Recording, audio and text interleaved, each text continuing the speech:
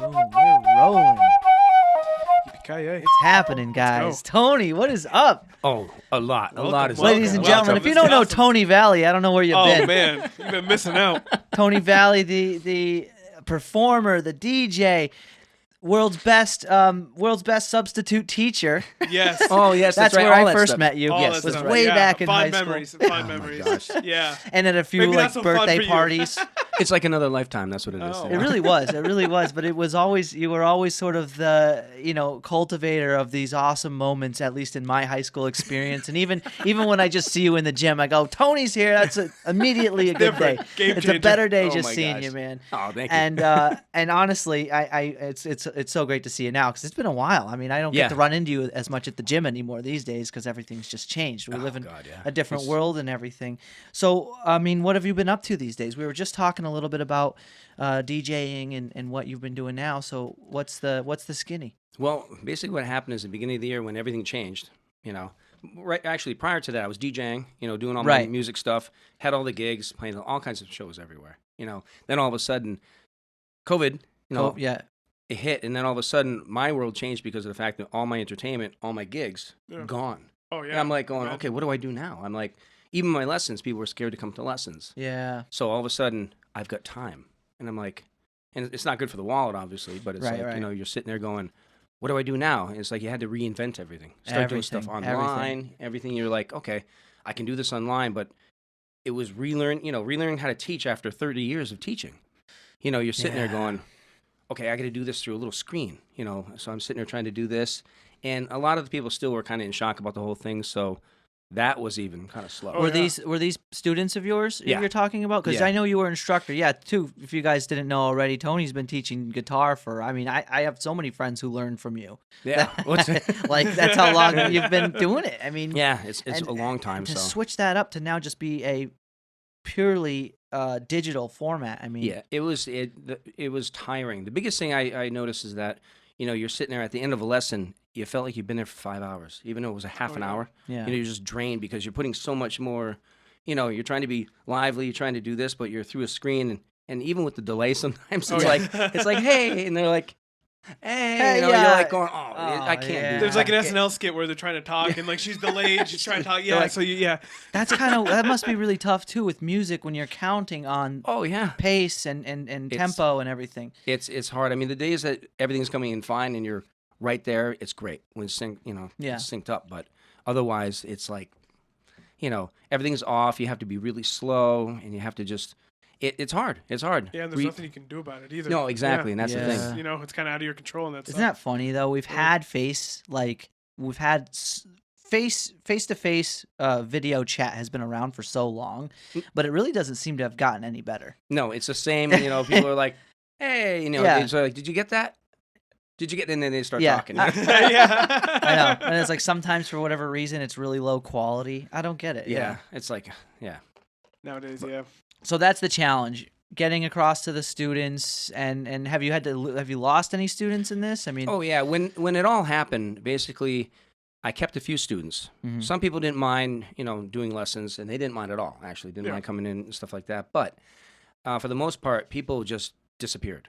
Yeah. You're talking like I was maybe teaching at 10% of what I was doing, mm, and at that point, because of DJing and all my gigs and band Right, gigs got canceled, now one thing that I'm doing is down to only 10%. Oh yeah. And you're like, okay, what am I going to do here? You have to, I've got a family, and you got to sit there and you go. still got to feed your family. Yeah. And, Yeah. Oh, jeez. What do I do now? It's Yeah. one thing to reinvent yourself. It's another thing to have to do it when you weren't expecting to. Yeah, you know? exactly. Yeah. That's the Right, thing. There's no right. pre-planning. It's just like Yeah. You're not Seat in your reinventing. pants. You're not reinventing yourself out of passion. Yeah. No, yeah. no, and you're just No. like, okay, survival. Yeah, survival. Yeah, let's go. It's a different kind of reinventing I can yourself. load, baby. Yeah. And I guess there's some positives to that, but that's got to be really tough, especially considering how in the entertainment industry you were with all of that. Oh, it's, yeah.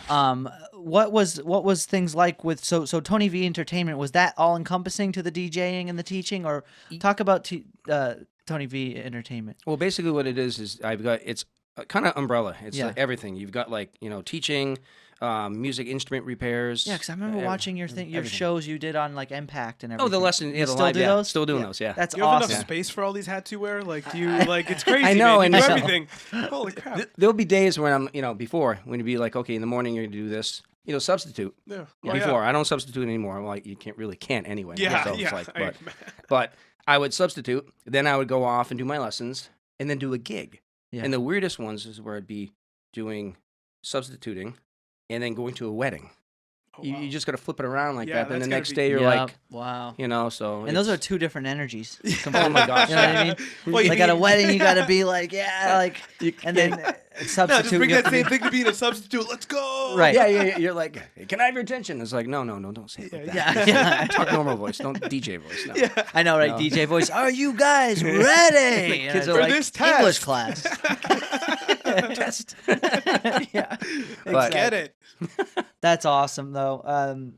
Yeah. So we were just talking too. You're now getting into pizza and the food industry essentially. Yes. Well, Is it delivery? Do you have a place? no, Like not in a place. It's Yeah. a pop up.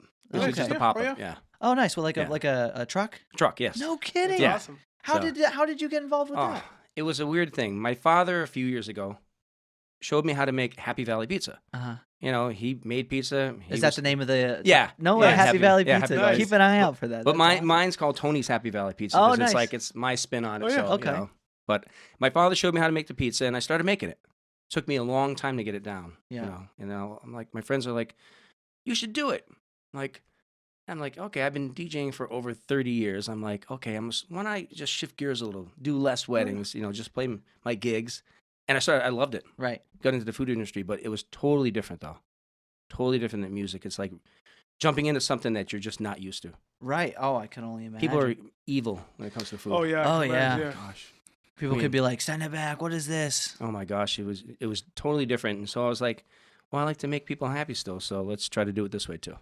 That's pretty awesome. Yeah, That is yeah. that is sweet. Well, that's a good thing. That's honestly, if you're in the business of trying to make people happy, I think the pizza is the best way to go because out of all the food choices, I feel like pizza probably, and you probably correct me if I'm wrong, but might have less to complain about than other foods. I'm sure you still get your Oh yeah. People your love pizza, regular though. Like, complaints people though. love There's complaints. But the pizza I make, it's all non-GMO and organic. Oh no That's nice. kidding! Yeah, so everything's made from scratch, everything. Right. So in is it like a food truck or? Well, it's basically I have a food trailer. Oh, My heck yeah. oven's been on trailer, but I have a new one coming out. It'll be done in the springtime. nice. Everything's enclosed. No, nice. Whole big kitchen on wheels. That's sweet. so awesome. That is sweet. That is really cool. Hey. What do you do when it gets cold out like right now? I can't do pizza when it gets cold out unless Yeah. I go to a place that has all the ovens, and so Right, right. basically wintertime is you just shut down, stop, Mm. do it that way, and Oh boy. but that's where the music would kick in. But there's But it's No now music, no- yeah. there's no yeah, music. so you gotta Yeah. find something else. the rash is coming up again, so now Yeah. everybody's hunkering down again. again. I don't. No. It's crazy. Yeah, I It know we is. could go all day Oh my about that. Yeah, gosh. well, I'm still a trainer. I'm a strength and conditioning coach over at New England Functional Fitness, and we had maybe 40, 50, probably closer to, believe it or not, 60% drop off. So Oh wow. yeah, we're functioning at like 40% now Oh boy. to Yeah. what we were I can before. imagine, especially It's in just- cold weather in yeah. general. I feel like in general, cold weather, people just stay away from stuff Well, like both of this. those things. They said Yeah. they're talking about like food industry as a whole taking a 40% hit on closures. Like 40% of the industry would be shutting down by the end of this year. Oh my Yes. gosh. Yeah.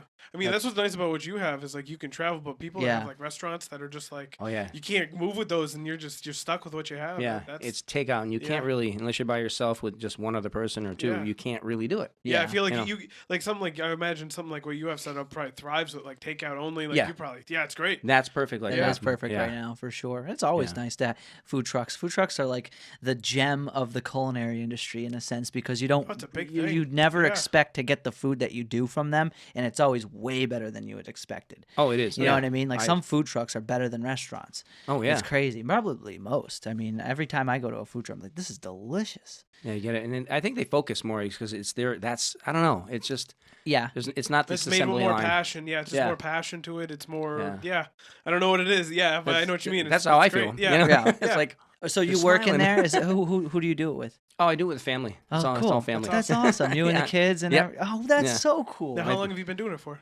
Well, I've been doing it for about 2 years, a little over 2 years. Nice. You know, but my father, he cooks with me. That's my mom awesome. comes out. Yeah, so it's That's awesome. yeah. That's kind of cool that you've stuck to so many different to wearing so many different hats in that way, doing the music, because what it does is it shows that you've always gone or gravitated towards things that you've loved or enjoyed in a sense, but rather than like submitting to, you know. It's just awesome to explore stuff too, like Yeah. life, and just see like well, that's the different thing. experience. You need to. I mean, I've had my share of doing things I don't want to for work, but it's like you Right, know yeah, to exactly. get to the next level or whatever. But it's like it's necessary sometimes. It's absolutely necessary. It's something Yeah. to look up to because it's in the sense there's for somebody like myself that's always the goal. I'd always like to be doing something that I want to do personally versus doing something just for money. right. Yeah. And if you can do both at the same time, that's awesome. Yeah.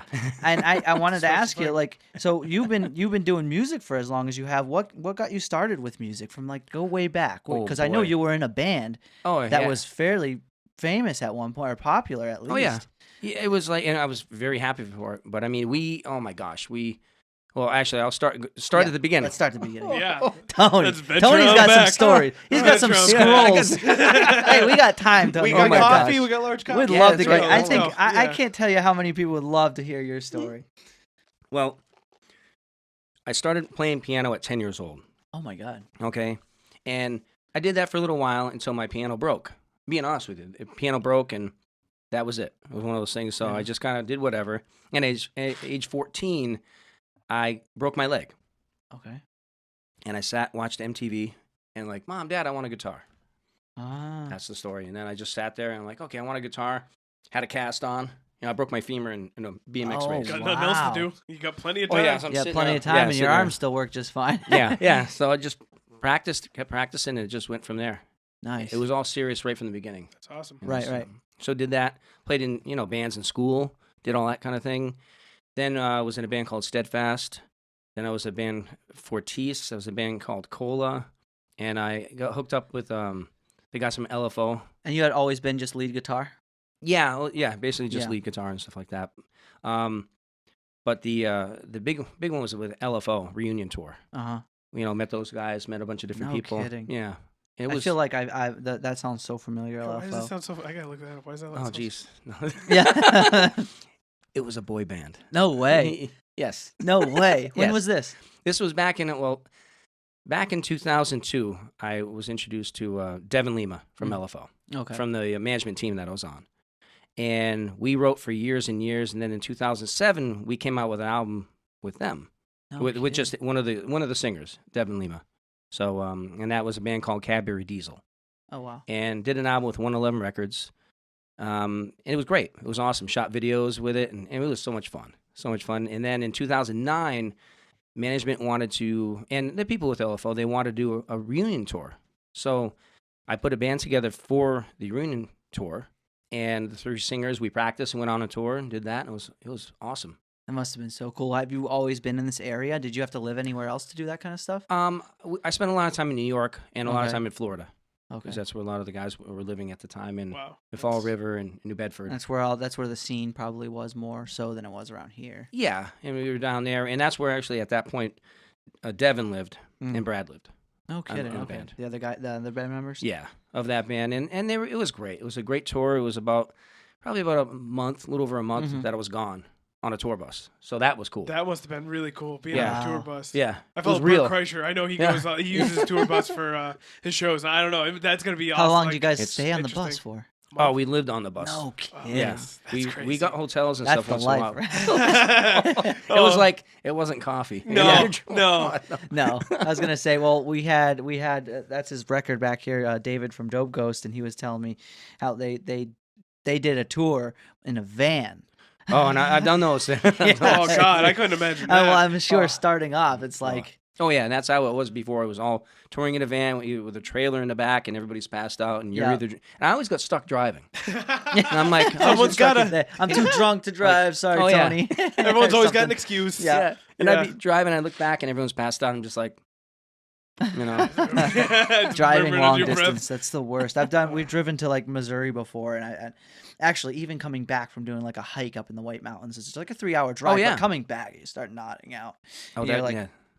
trying to stay awake and you're dreaming with your eyes open. That's scary. And then you gotta pull over at that time. You're just like, that's oh my when gosh, you it's stop. like pass out. You know? That's when you crank the heat, turn on the lullabies, and just keep going. No, that's the way.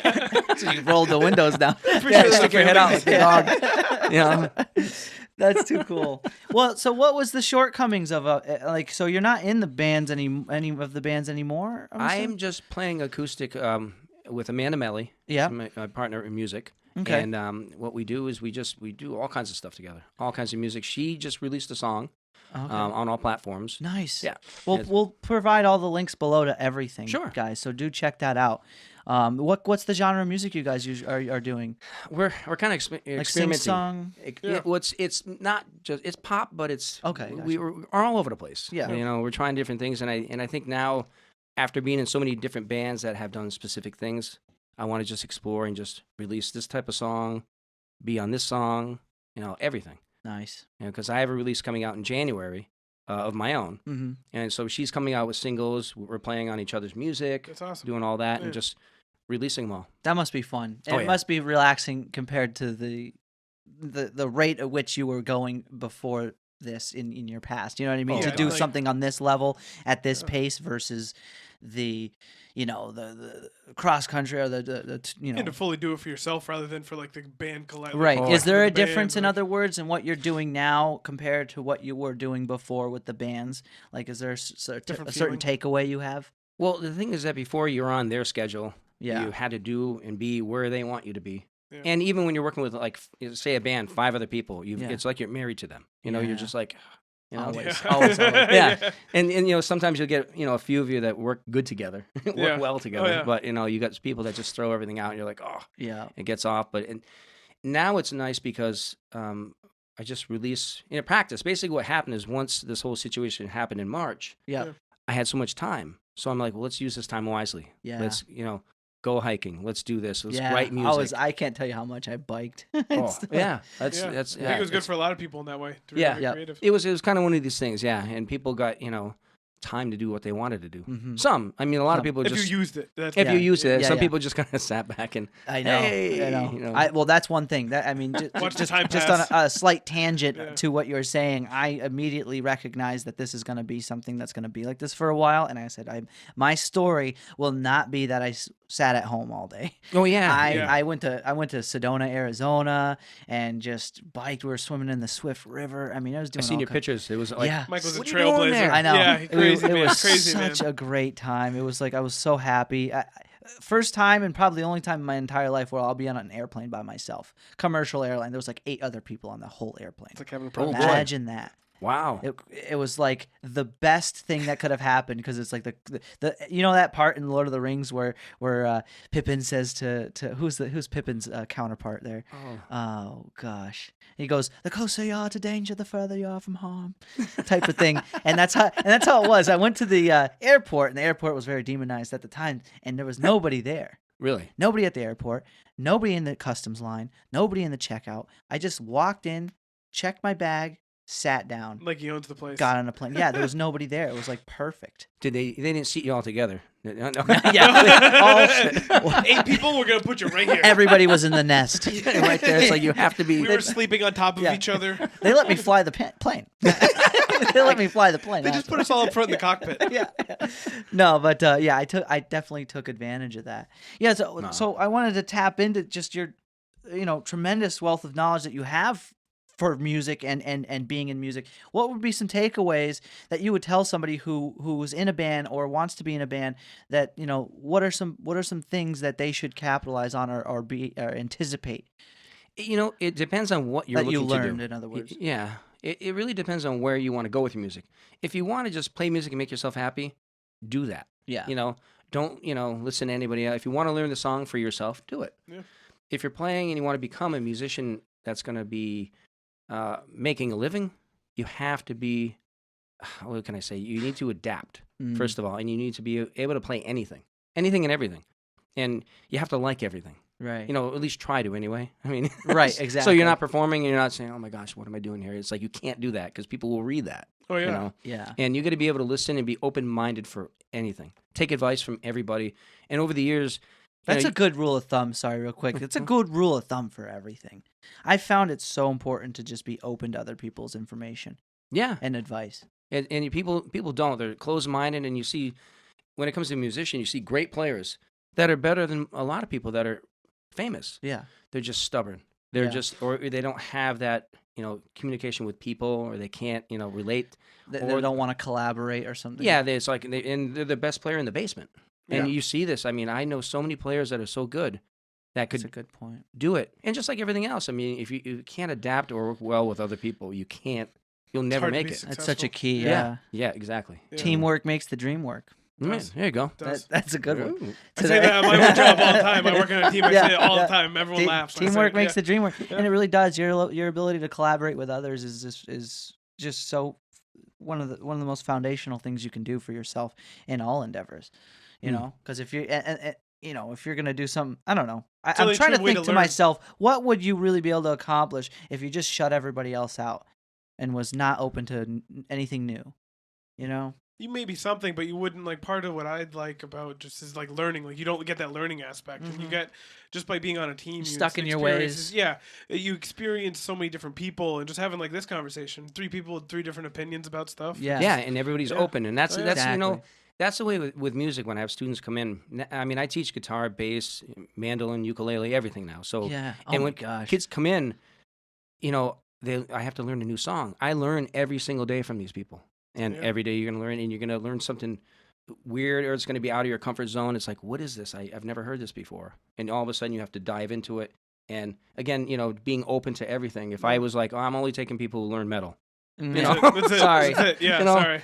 That's not fair. No. Yeah, that's a good point. Motorhead or nothing, I'm sorry. Yeah, and you have a lot of teachers that do that. They'll either be a jazz or a classical, and they really want to push what they do onto you. It's like, people come into me, it's like, what would you like to do? I kind of just give them keys. Yeah. You let them do what they want. If they want to do this, they do that. But, half of the people have it in them, but sometimes they just need a little shifting. Right. Look at, I say, look at this way instead of looking at the... Exactly. I like that approach, too. That's a good point. I was listening to something talking about just the nature of music itself and how it's often taught, I should say. And more often than not, it's taught in a way to suggest that the way it had been played by a professional is the only way to play it. Like when you learn how to learn, like piano, for instance, they're going to teach you how to play piano based off of professionals that have succeeded prior, versus encouraging somebody to learn in their own way. And it's nice to have structure, obviously, especially if you're learning, but I can see how sometimes it might be so almost too rigid amongst people who teach music to the point where it might not make the experience itself fun. Well, that's what happens, yeah. Right?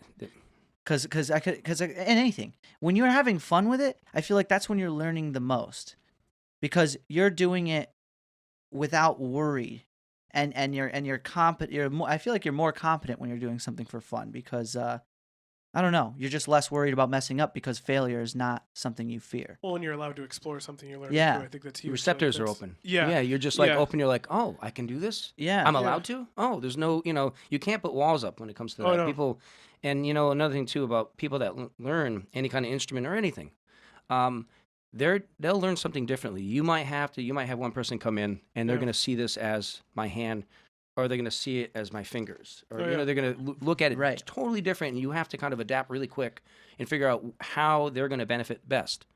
Some people come in and say, I want to learn music, and that's the way they do things. They want to know exactly why that note works with that. Then people come in and like, I just want to play, and I don't want to be like, well, you got to learn music. Well, it's good to, but I don't tell them that. I say, what would you like to do? And you kind of creep in music theory later. It's like, well, if you learn the scale, you'll be able to play this solo. And they start learning it like that. Oh, yeah, definitely. But, it's a big thing. Like, I think with general, with like anybody that does any sort of teaching, like being open to the fact and being understanding of the fact people like learn things differently, and helping them like learn what in like the best way for themselves. Because that's what really I feel like. Right, there is no one size fits all model of teaching. Oh my gosh, it's kind of like you have to know this. The teacher needs to know the student. You seem like you do a good job of understanding who it is you're teaching, not what it is you're teaching. Yeah. And that's the thing too with like with schools. I'll get into that conversation about all these teachers. you can't teach those 20 kids the same way. No. You can't. And they try to do that still. They do. Yeah. You're absolutely right. Well, somebody get this. There's like this quick video I saw, and it said, all right, well, here's the automobile 100 years ago. Here's the computer. How long's the computer been around? 50 years? Not even? Yeah, 30 right? years. Look at the, in other words, look at the car when it first came out. Look at the computer when it first came out. Now look at a classroom when it first came out. It's the same. Yeah, that is true. It is the same. It is the same. They haven't done anything to it. And they the format need is to. exactly the same. But they have smart boards, though. They have it's- smart boards. yeah, Everything's changed. Yeah. Expo markers. Those are the curl. Expo markers. We don't have chalkboards Make anymore. the difference. No, but it's this post-industrial format of education where it's repeat and remember. That's the structure. Repeat and remember. Repeat and remember. And before you know it, by the time you've repeated and remembered, you're tired of what it is that you're repeating and remembering. Yeah. You know what I mean? It's You're like, no longer okay. enjoying it. There's no thrill, or you're not, in other words, encouraging the explorative mindset that it takes to learn. Like, think about anybody right now, if you're listening, if you've ever learned about something or started to embark on teaching yourself something, look at how your mind kind of sifts through and searches and grasps at the information you're looking for, especially if you're absorbing new information about a topic or about learning an instrument. You'll find all these different things, and it doesn't have this linear progression. It has a sporadic elevating progression where you go out to these different areas, sort of like a tree has its branches versus good, like yeah. a stick or a post. Yeah, or a graph. Yeah. Yeah. I'm kind of blowing my own mind right now. I feel like What's in that coffee? Yeah. You sure that's just coffee? Knowledge. I don't know. There's acid. No, so it's like the traditional educational system, sort of watch this guy. like a telephone pole.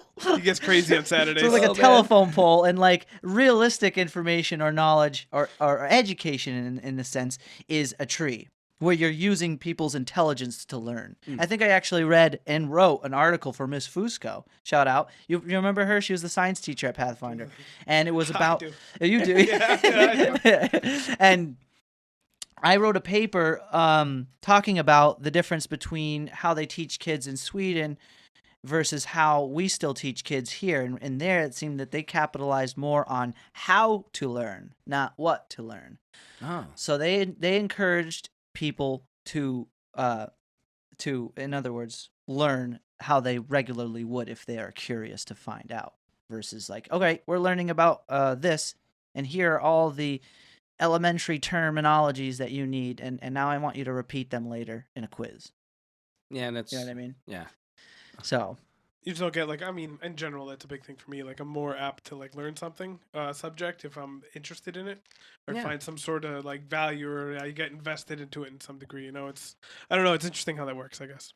Well, it's you look at stuff like that, and if it doesn't interest you, it's like, why focus in that area? Especially like if math. Sometimes math isn't somebody's bag. It's just then do your basics, and okay, you excel in this history part. You remember everything. Oh my gosh, you love history. You love looking at it. And focus on that. I mean, not to say neglect anything else, but don't make people learn trigonometry if they're just... That's a really great point. I that's the one thing I really didn't like about college when I went. For the short period of time that I did, I was taking theater, and they made me take a math, and I wasn't good at math. And let's be honest, math is just as much of a skill as it is playing the violin. You're not going to need it at any point, but if you love it, definitely do it. Yeah. But why would I need to know advanced algebra for anything? Make sure you take the right amount of steps in a certain scene. You I don't know. I just feel like some of it's just filler. Like, it doesn't really... In other words, you're not going to learn it. Even if you do push yourself to the point of being disciplined enough to go over the material and then regurgitate it, it's not like you're going to remember it really that well once you're done doing it. It'll be the first thing out of your mind because it's not volatile. And you hated it. And you hated it, yeah. Yeah. You hated it. It's like, you'll gone. never use it. It's like, I think it's just wasted space and time where you could be focusing on your area of like or expertise. I feel like sometimes that can happen. Have you ever seen that with any... not to bash any of your students, but any students you've seen come across that maybe feel like they're doing this because they're forced to, like their parents... Yeah, that's probably a thing you encounter a lot, because that's a big thing. parents will make their kids learn something and they don't want to. That's gonna be the worst. Like you gotta hate that, or not hate it, but you gotta be just. How do you go about that? It's a long half hour. It's like, especially if it's the first lesson of the day. You're like, oh my gosh, and you kind of like. At that point, you're almost like you turn it into, if they don't like the instrument, you try to find something fun. You talk about, okay, what do you like to do? What do you, especially if they're little kids. Yeah. And, what is the age range? I start, boys will start at 6, girls 4.5. No kidding. Yeah, Why is that? Girls have a better attention span. Yeah. No Over the years, yeah. I believe that. The youngest student I had was 4.5, and she was, great. So I kind of say, okay, boys at 6. 4.5. Yeah. I mean, there's other times where it could be an extreme case where it's like no, they're 3 and they understand. I'm like, I haven't come across that yet, but I mean, I'm open to that. But yeah. But a lot of the attention span is just not there for boys that young. But I don't like the kids when they do come in and the parents are like, you need to play an instrument because your brother did, or your father did, or your mom did, or Yeah, it's the legacy. Yeah, and they're like, oh my talk about gosh. stripping any aptitude that they might have for it. Well, when you're forced to do something, that just goes away. And a kid will come in, and a student will come in, or even an adult, and they bring a guitar in or a ukulele or something like that. Right. And what happens is that, say they don't like it. Yeah. And they'll switch to another instrument. And I have all the instruments there, so I'm like, why don't you check this out? Maybe this is easier. Check this out. Oh my gosh, and they'll light up. Yeah. All of a sudden, bing, there you go. It's like maybe this will interest you to practice more, and then you can go back to that. I have students come in, they'll have a lesson in guitar, a lesson in piano, and they'll switch around. I also have students come in and start on guitar, and it's just not their thing. I'm like, what about ukulele? Then all of a sudden, they just go right into it, and it just fills the void. Whatever hesitation they had before. That's awesome. Yeah. But then you get parents who are like, I want them to play guitar. You're like, oh, please, just don't force that. They'll be done. They'll be done. It's kind of like sports. You can't like force kids to play sports because they don't get anything out of it at that point. No, either. Like, you can tell when kids were made to participate in sports. Like I remember in soccer, there's just some kids you knew that they're forced to do it, and then they really did not care. No. And that's the worst. That's sad seeing that in anything. Right. But that's kind of back to the modern day classroom. And that's typically what happens is that the material that's covered isn't always intriguing, nor is it even volatile to become what you want to be. And so then you're still forced to, in other words, retain the information and then regurgitate it. But not to say all is bad. The cool part, or rather the good part about it is it does develop discipline. And I do believe that discipline is a good thing because at the end of the day, the most powerful thing you can have in your arsenal to becoming who you want to be, I feel like a lot of the times, and you could probably attest to this since you're a teacher, is how disciplined people are to learn something. And obviously it's much easier to do nothing than it is to do something. And even though I may, for instance, I'm thinking about myself right now, like I like to do this podcast and edit, but if I'm not disciplined to get on top of it, this just sits here and doesn't go anywhere. I succumb to procrastination. Oh. So the discipline of practicing, whatever it is, homework that you might give your students, or listen, let's try to polish up this piece and come back to it when I see you next, and that type of stuff. Having, in other words, that muscle strengthened, I think is also another good thing. That probably the only aspect of the education system that really,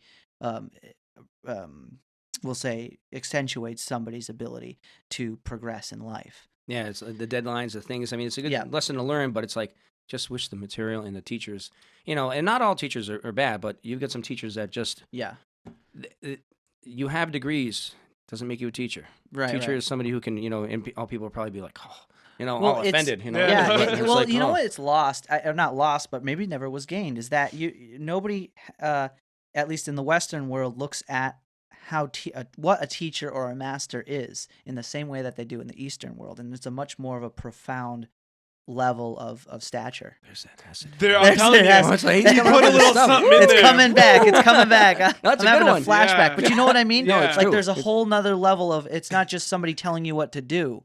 this is somebody you can look up to, and there's not, I don't want to say hierarchy, but there's a level of respect that's integrated into the culture. So even when you are that person, you carry yourself in a different way, because what you end up seeing more often than not is some people, teachers, and in any industry, whether it be education or music or well, we can name them all. People get bored of what they're doing. They get tired of it because they do it every day. They have no diversity in their lives.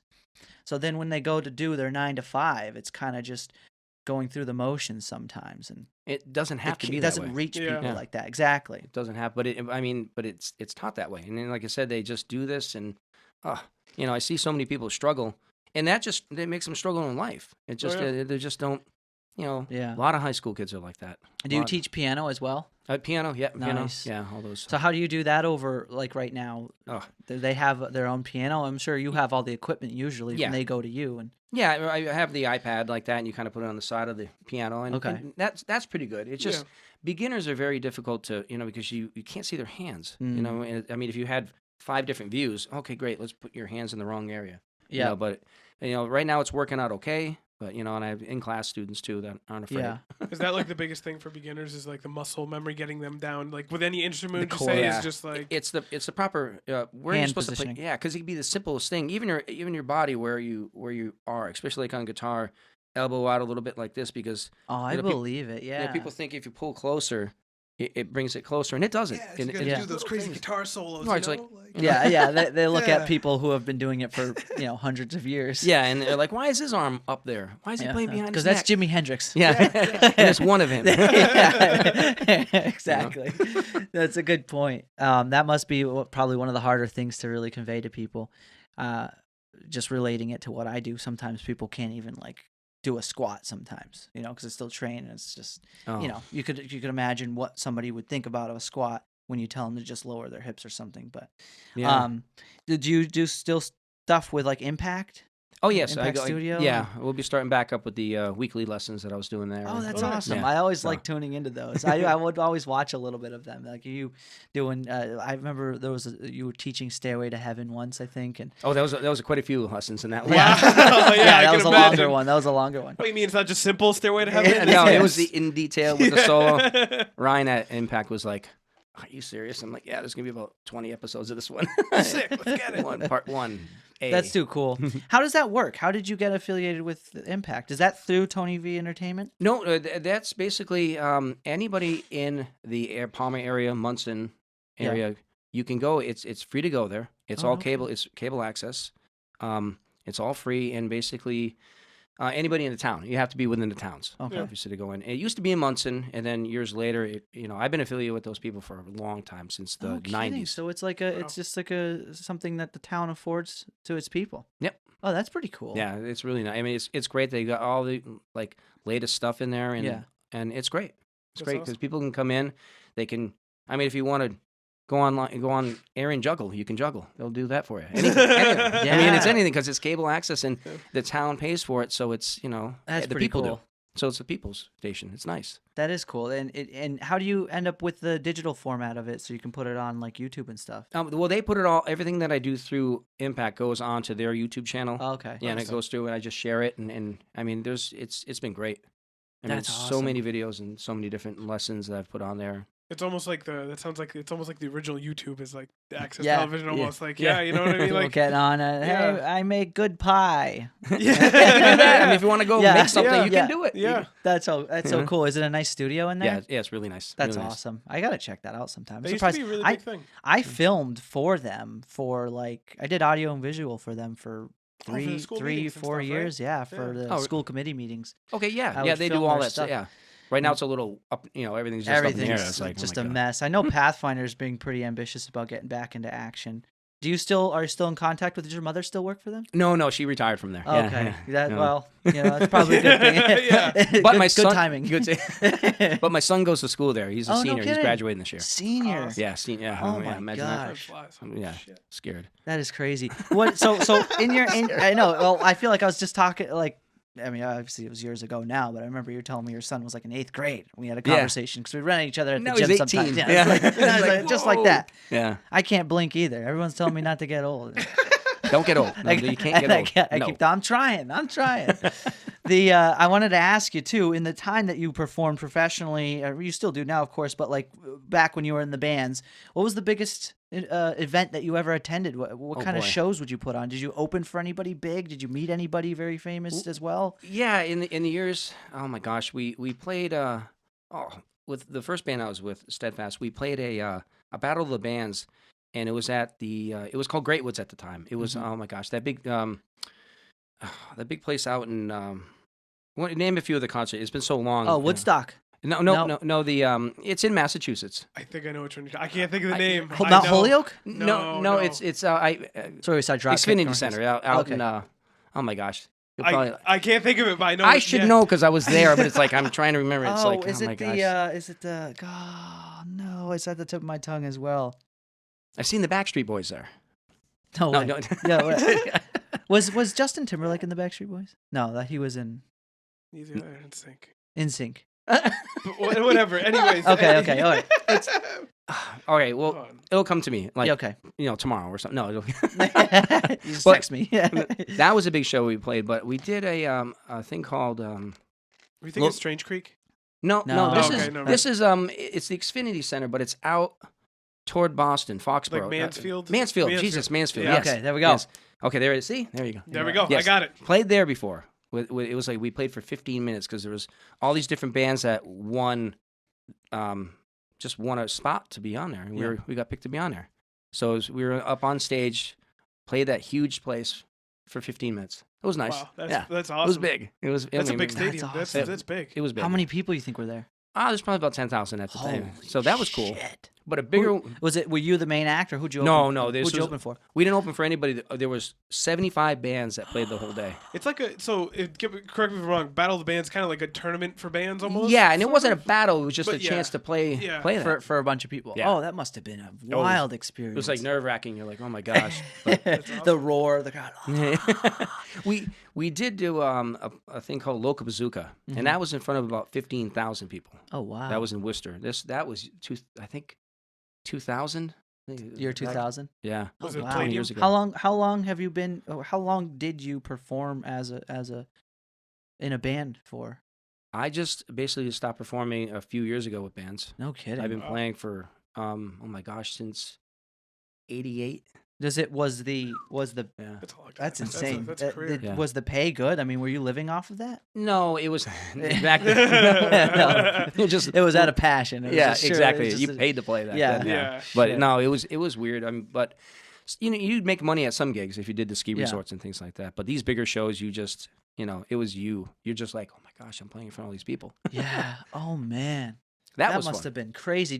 Have you met any other rock and roll artists on your journeys? Yeah, we did some shows with Rat. We opened for Rat. Okay. And I think I've heard of Rat. Yeah, I have. These are all in Winger, Kip Winger. I met him. It was really weird because he was just, we were playing smaller places and they were just doing this tour, and we opened I think 5 shows for him between New York and Massachusetts and everything like that. And it was just weird because he had the long hair, all that stuff like that. But now you see him, he looked like a soccer dad. He's like, It's like Round and Round, right? That's right. Yeah, that's okay. right. Steve Piercy. Yeah. So but yeah, it was. I mean, we met a lot of different people, played with different people. It was just, awesome. it was really that cool. must have been crazy. Did you ever do anything overseas or just like in the No. States? I went to Ireland and got a little happy in a bar out there. as Irish people, as you do in Ireland. Yeah. But me and a friend of mine, Kevin, we went and we were hanging out over there. Couple stouts in you. And a few. we sang "Sweet Home Alabama." No kidding. In the bar, and they kind of went. And we left right after that because we were hammered, we were screaming. We were like, let's do it. Sing us an old Irish ditty. They And probably Sweet didn't Home like Alabama? Yeah, Sweet Home Alabama. They were doing all Irish too, so Yeah. we are just like, let's just do it. Let's just do an why American not? song. Yeah, that's so was awesome. That is great. I've heard only good things about Ireland. What places have you traveled to? At least in the time that you've been. Oh my gosh! I lived in California back in the '90s. No shit. What was that like? It was weird. It was so fast paced. Yeah. I was out there for about maybe 4 or 5 months, and then came back, and I was with a band out there. I played the Whiskey A Go Go out there. Yeah. Did stuff like that, and it was awesome. Would you grow up up there? No. I grew up in Mass. So I've lived in California. I lived in part of New York. Lived in Connecticut. Yeah, you were saying that. A bunch of different places. So, but the that was fun. LA was just crazy. Yeah, it was just weird. Yeah, I've heard. Especially if you're from around here. Like I went out there. I went to a couple times. I went to Vegas. One of the times took a day trip to L.A. and it's just different out there. It's very different, especially just coming from Massachusetts and like especially Palmer area. Yeah, it's like, what the, that's such a cool thing and probably a difficult thing for most people to fathom. Especially like in you know what? There's a comparison I kind of want to make before I keep going, but the cool thing about the United States is that you have so many different places that are so different. Yeah. Though we just consider ourselves one thing, but I was just thinking to myself, well, Europe's a lot like that too. In fact, even more so because you could be in like Sweden and you go somewhere like, I don't know, Italy. Yeah. It's different. There's a big difference. That's true. And you're not really as far away as, Massachusetts is to Cali. Yeah, that's 2,300 miles or something like that. Yeah. Thinking to myself, like the amount of diversity in really what it is biome diversity that we have, like the United States has. Like you can go up to Maine, say, and live in the Alpines and whatever, and you can go down to Nevada and live in the desert in the same country. Extremes, same country. Like the Midwest. Yeah. Like that's pretty crazy. Well, when I went to Sedona, I was just like blown away by the environment. I'm like, this is another planet. It felt like we just got off somewhere that it was cold and there's no leaves on the trees. Am I on Mars, bro? And now I'm somewhere. I went there. You could literally shoot a film and be like, I'm on Mars. Yeah. People would be like, yeah, you are. I believe you.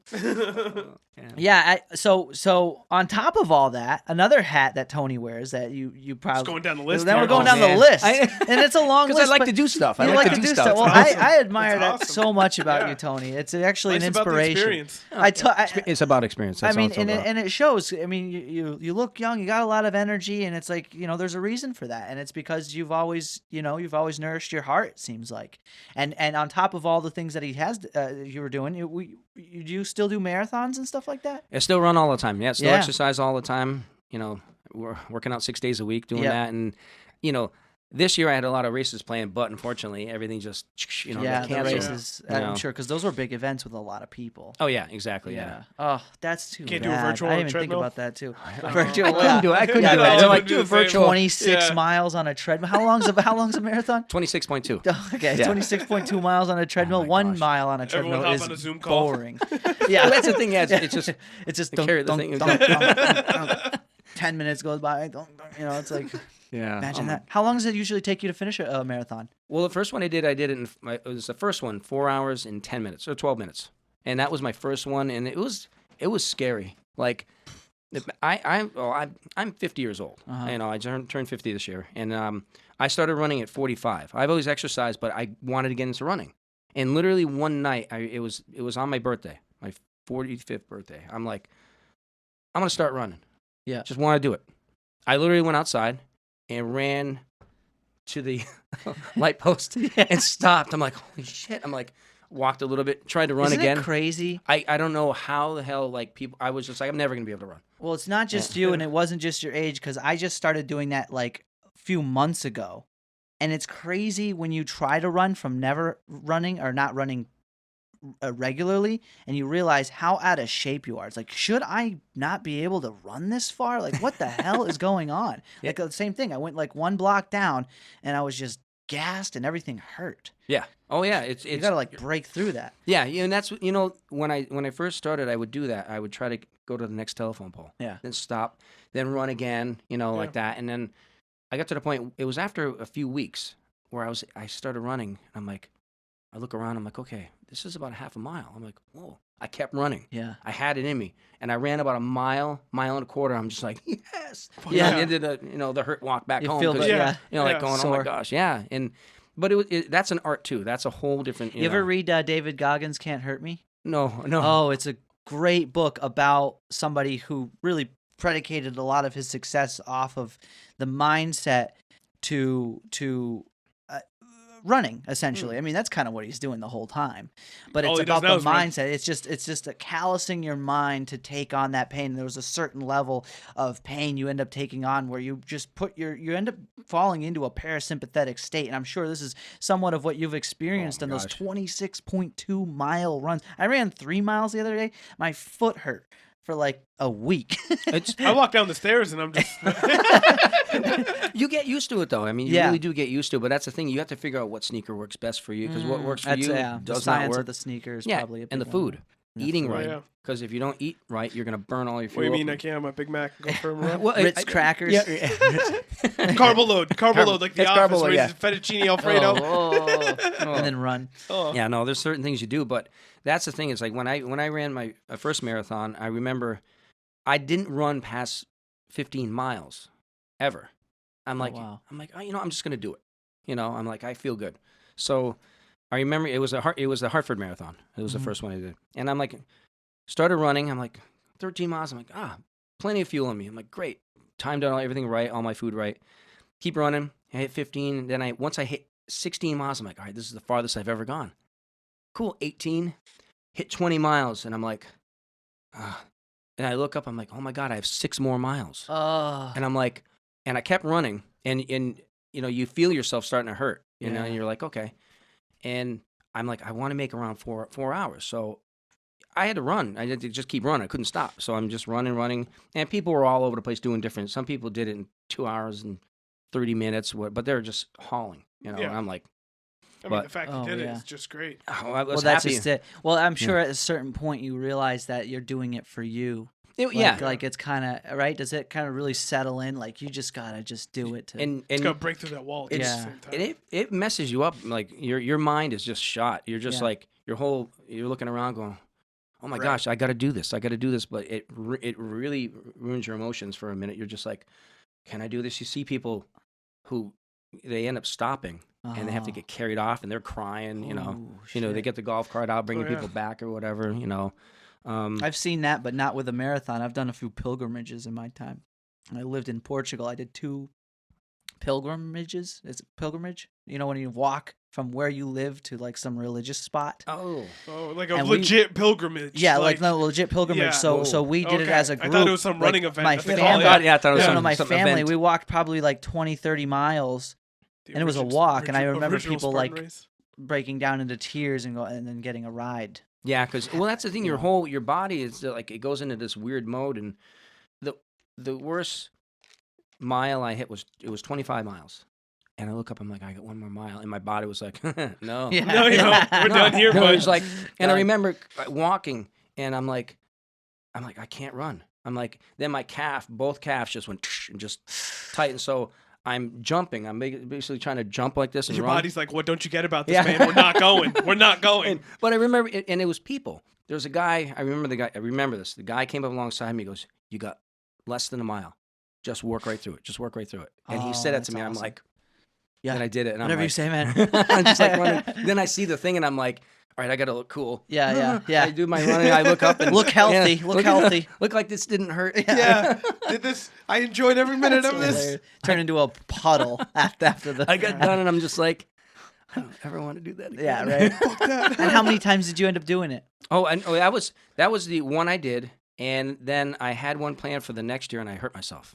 Oh no! Yeah. Oh, is that when you hurt your bicep? Yeah, or the arm there. Yeah, I got crashed in the car. So, how did the recovery go with all that? It's better now. Yeah, but it's almost 2 years now. It still hurts. Still bothers me. It's like a broken bicep, just torn 2 inches apart, basically. Oh, yeah. Gosh. Oh, that hurt. Yeah, fuck. Just think of that. Fuck. Right? Gosh. Your bicep went this way. Yeah, but no, crazy. I've done. Oh my gosh, I've done. So you've only completed one marathon? One full marathon, and I've done 20 half marathons. Okay. That's still crazy. That's way more than I've done. So I've done. I what's it? 13. 13. Yeah, it's half of that. 13.1. 13.1. Yeah, I've done. Oh my gosh, I've got this. And here's another story about what got me into running too. Yeah. Really got me to keep running. Yeah. Was I had a doctor years ago, around that time. Yeah. I don't have the doctor anymore, and he says, you don't have the body type to run. He goes, just do 5Ks and 10Ks. He goes, you don't want to be doing that. Right. You can't do that. And I just went, can't? I'm you like, mean, can't like, do Wait, it. what are you talking Like, about? and then it was just like, no, I'm going to do this. Yeah. And I was just like, I used to wear these like, compression socks because my legs would just, it's like, what are you running for? You're not made for running. Right. Then all of a sudden I'm like, no, Somebody I'm going to just told you that. Yeah. And I'm like, then all of a sudden I'm like, I would do, on a regular year, I would do basically a race every week. Nice. 5, 10K, 10 miler, half marathon. Nice. I get scared of the full marathon. Yeah, it's kind of a silly thing to say. You don't have the type to run. It's like if you can. It's not even if you can run. If you're a human, your body is built to run. Like there's obviously pre-existing conditions that might not allow you to. Like if you have really bad osteoporosis or osteopenia or some form of arthritis. Or maybe just, various other injuries you could have acquired over the years. But it's just an odd thing to tell somebody, oh, you just don't have the body type to run. Was he comparing that to, like, Usain Bolt? Or? Yeah, and like in one way, like, you know what I mean? yeah. Like, what do you mean I can't run? You have It's to like, condition yourself. Like you're not Right. you can't just, like, Rome wasn't built in a day. You're not going to be able to run a marathon. yeah, in a day. and Like, look at all the different fighters. I mean, you yeah. can just look at somebody and go, oh, you don't look like Anderson you don't Silva. look like, yeah. You know what I mean? You don't how got that, yeah. You don't look like a Conor McGregor. Right. Yeah. It was weird that he said that, and I'm like, and I started running in September. Well, it's when my good you birthday was. overlooked that. Yeah, because some people will take that and be like, Oh. you know what? The doctor said. No, I was just like, no, and that was the last time I seen him. Yeah. I was, Yeah. and I'm like, I remember that February. I started running in September, and that February I attempted my first half marathon.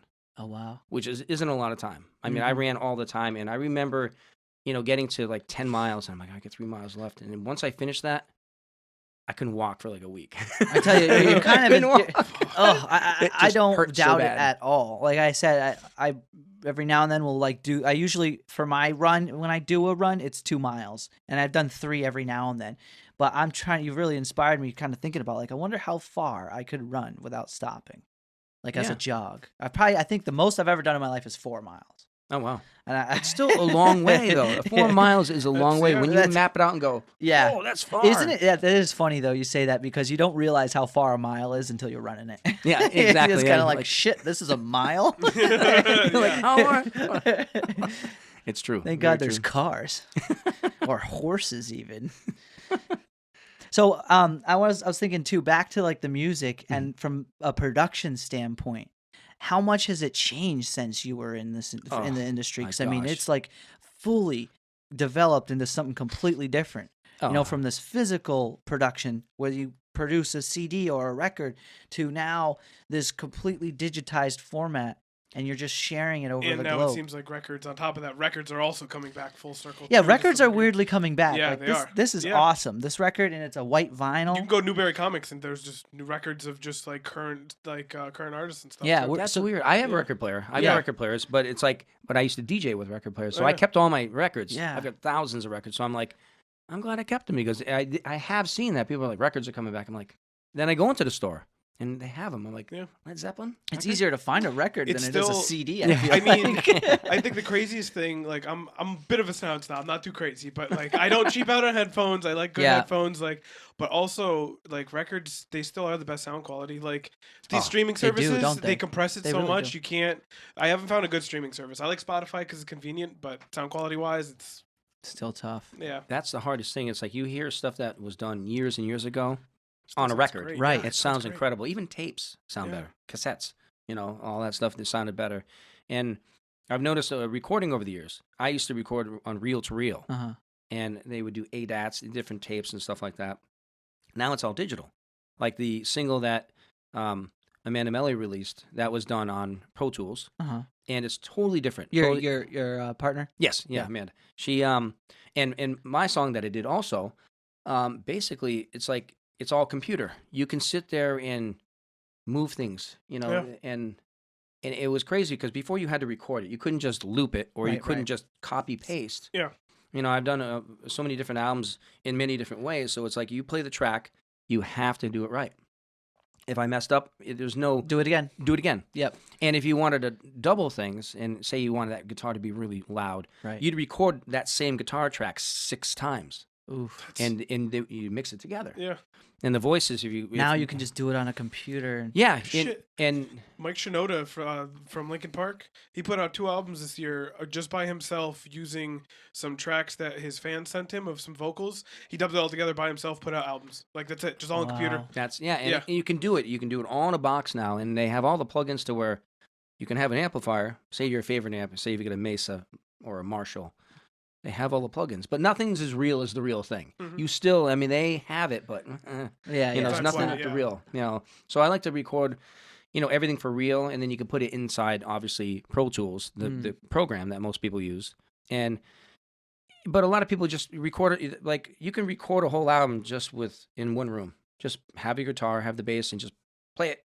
It's literally like a one-man band. Like, do you play around with that a lot?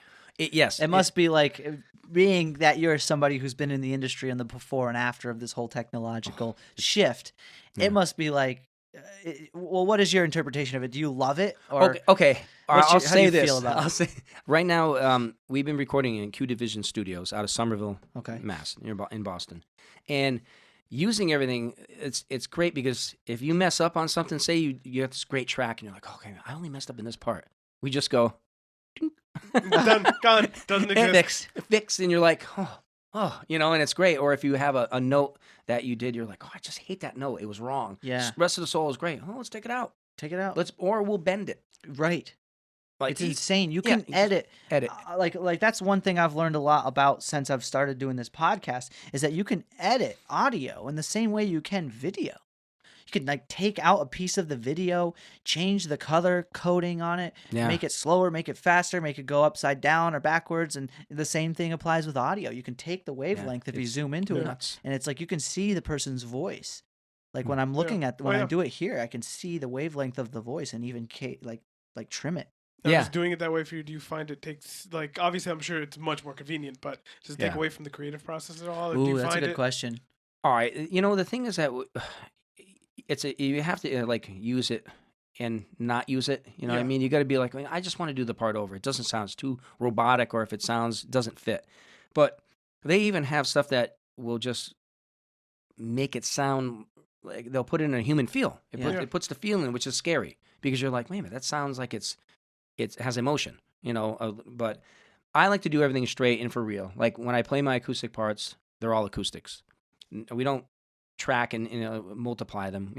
Every part's different. Like one of the songs that I'm releasing in January, I've got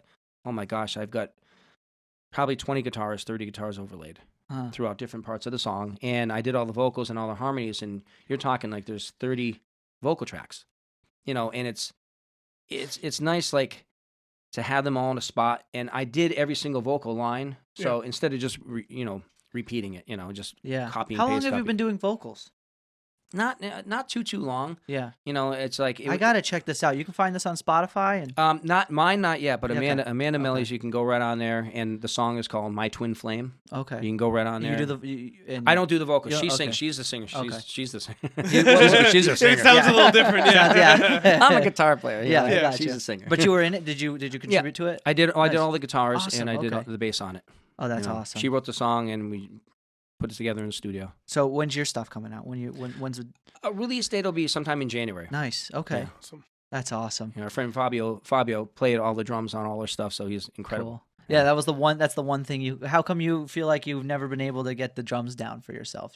I'm terrible at drums. Percussion. I got it in my head. I'm like, that's what I hear. You know what it is? It's one of those like finger. Yeah. Have you ever done one of these? Like, I don't even want to embarrass myself. What are you doing? You cross. Okay, so by doing this, by doing this really well,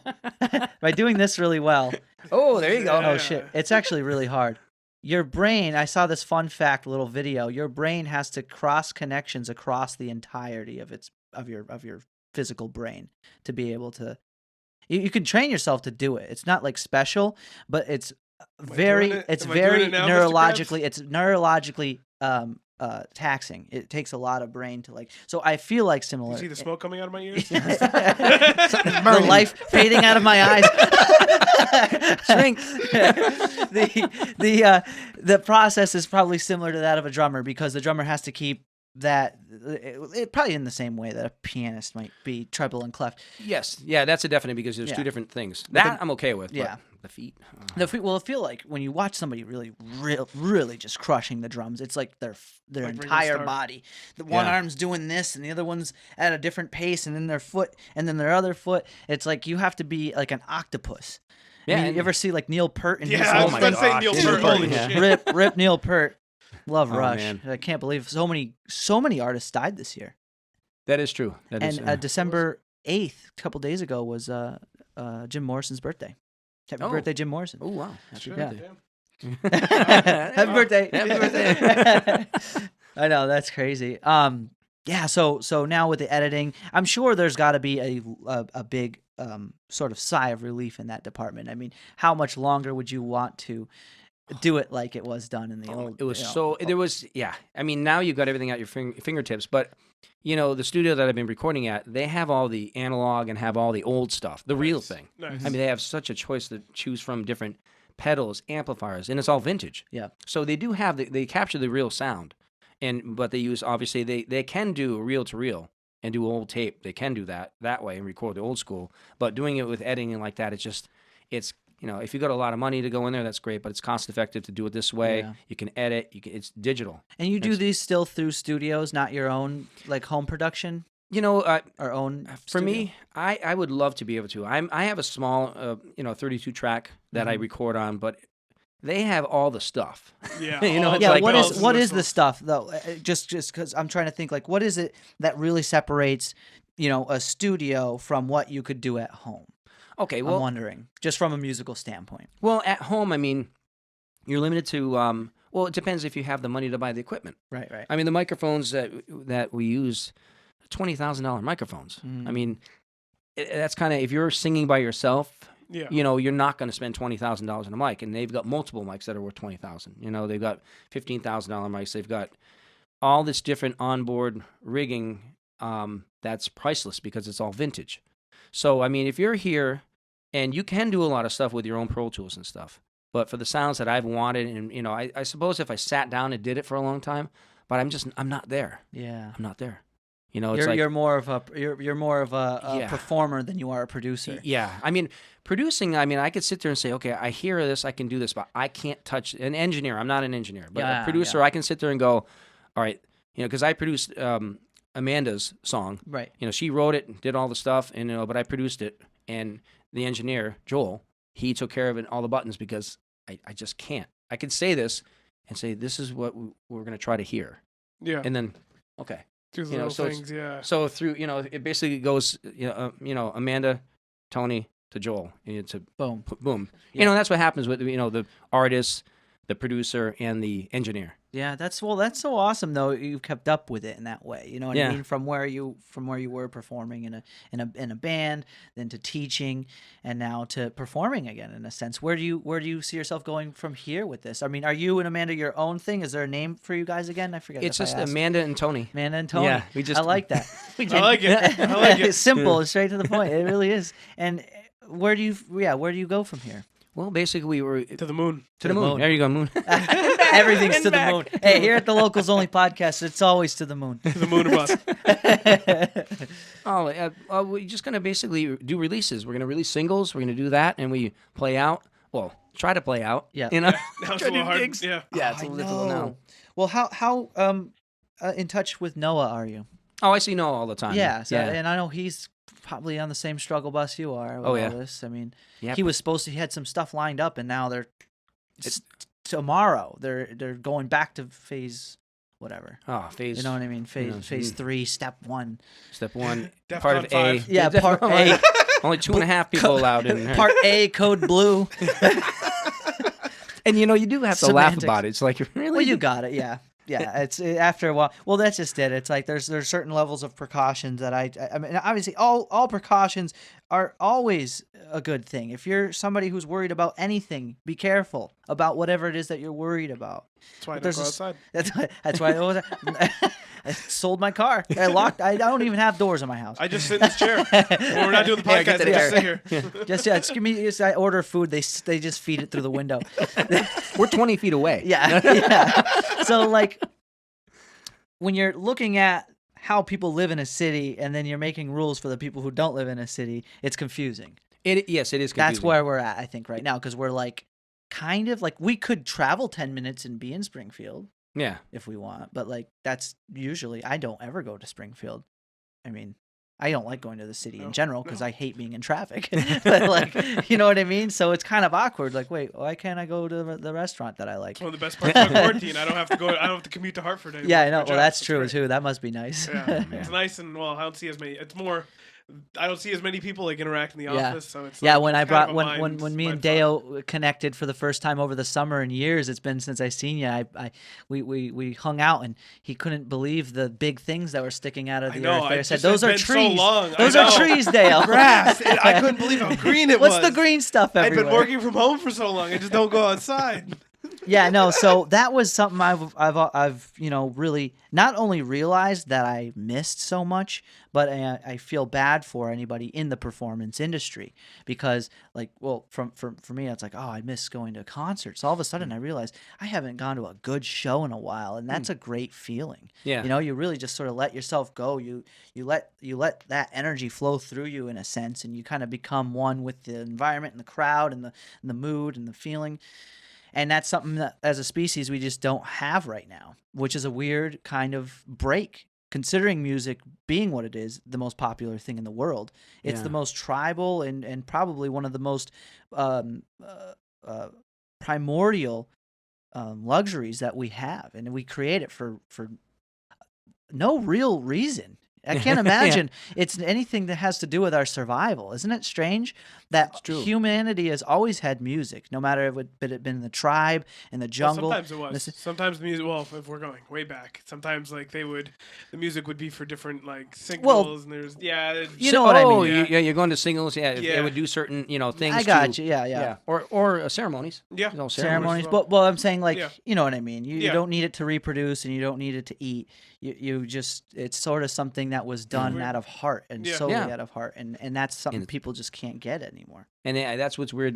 I'm not, and even me not being able to play in front of a lot of people and just have that energy and seeing people are just not the same. They're very skittish now. It's like, I don't know if they're gonna ever go back to being. I mean, some people will. Well, that's what I was thinking. I was watching like a concert and thinking to my head how many concerts I've been to and like done this to get to the front. Oh yeah, and just people and just like, and then so it was like. Well, what I'm wondering, I know beer all over like spills, sneeze on you. It's on your face and you suck it up. All right, a little beer, that's fine. But what I was wondering is, I know like a lot of comics have started using like drive-ins and stuff and doing shows there. Oh yeah. Like I'm very curious because like talk about Bert Kreischer for the millionth time. He's been doing it. Yeah. No.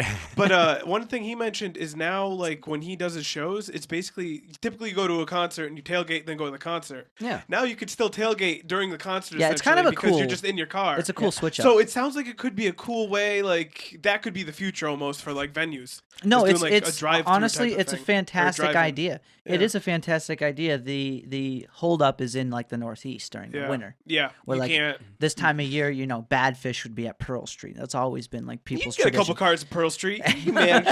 Drive them into the ballroom. Hey, we can fit 5 cars. Gotta go up the stairs. Oh man.